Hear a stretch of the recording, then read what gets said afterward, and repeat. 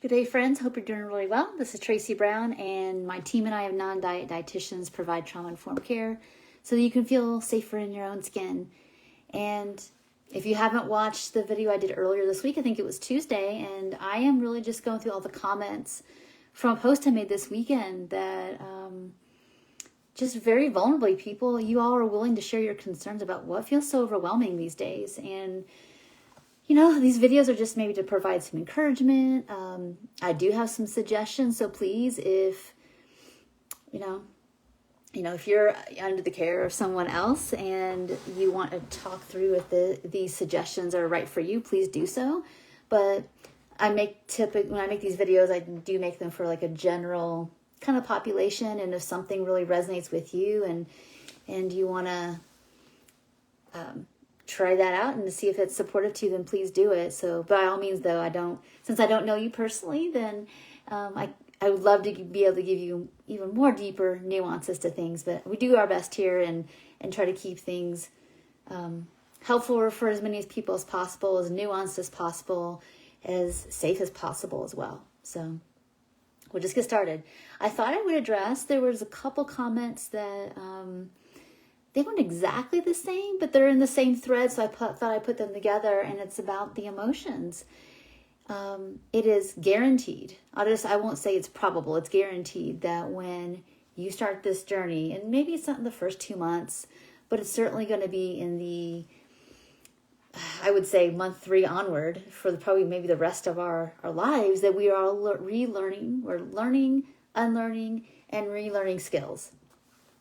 And one of those skills that's really important, obviously, is emotional regulation. So, as a dietitian, I'm not directly talking to people about that in terms of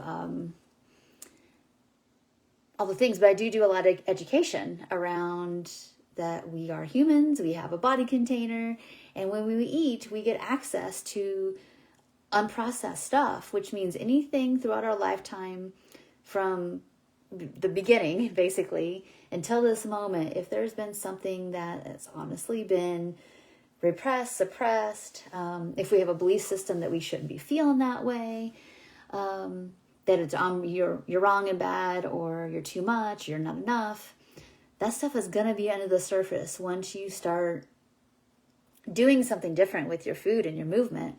So if you're restricting and you don't restrict as much and you start to eat, not only are you going to feel a lot of sensations that you're kind of become distant from a digestion perspective, but you're also going to feel the sensations that come along with being a human who has emotions. So, if you've been keeping yourself really busy and restrictive and up in your head calorie counting, you might not notice all the pressure and the heart racing in your chest of maybe pretty low level fear you've had a lot of your life. If you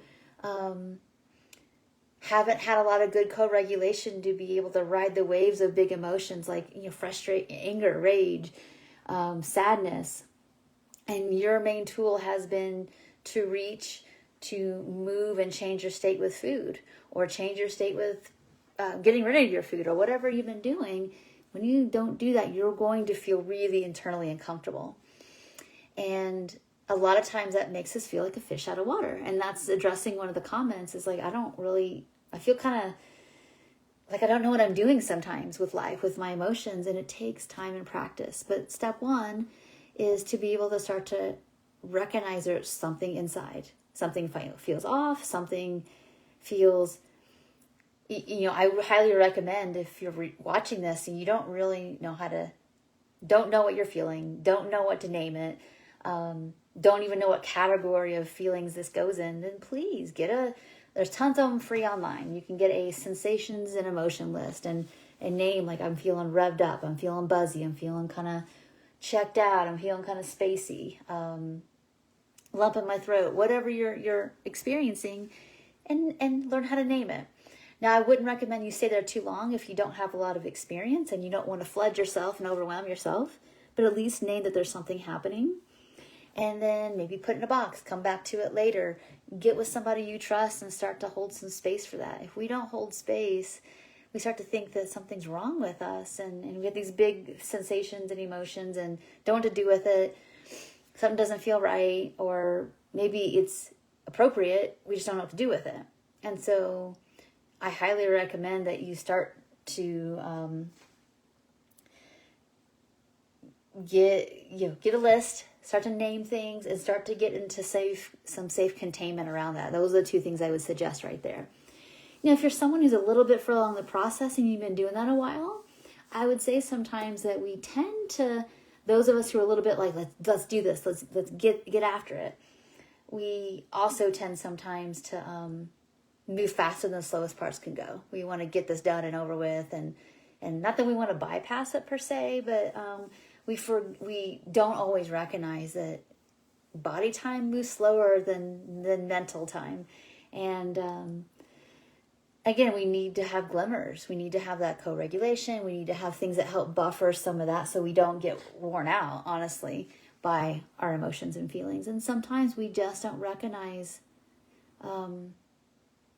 that we've been through so much. And like, why is this still happening? It's like, well, usually for most of us who've had a long history of food and body weight issues, we might also have had other issues in our lives previous to all that, plus generationally, plus the current stressors we have. It's a lot.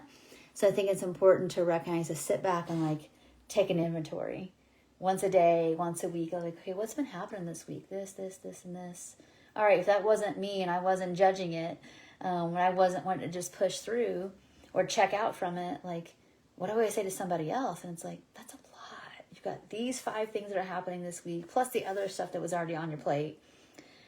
I would say that you would have maybe some fatigue, and it's really important to take one thing at a time and bring some witnessing to it. So if we don't do those things, we are very vulnerable to going back to diet culture, going back to overworking, going back to overthinking about our health, whatever it is we've used in the past. It feels like we want to go back to that well, and that's not that place we can go. So I hope this is helpful. I do have a free gift on the website, and it's about, here are some regulation tools for you. Again, this is not about processing all the things that have happened to you. It's more about like, what can you do?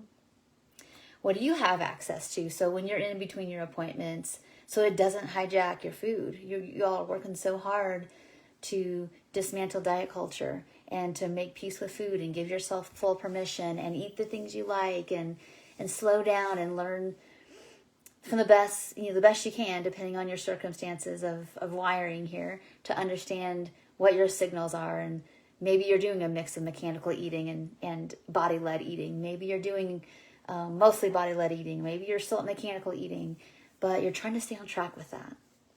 And sometimes the reasons it's really hard to stay on track with those things is because we don't have enough glimmers. We need more. More of the good enough, more of the relatively safe enough. All right, so it's really important you have your resource list. So again, go to the website, and there's this kind of stop bashing your body, feeling safer in your skin kind of resource there. Just go download it and do it. Start to use it. Start to find one tool and use 30 minutes before your meals. Take the time to do this. Take the time. Your system will thank you. You'll be less hard on yourself. And again, keep trying. Make it the effort you put in, not just about getting your needs met with food, but also needs met relationally, so that the hard stuff doesn't feel quite so hard. So thank you so much for watching, and I will see you. I'm going to pick up these.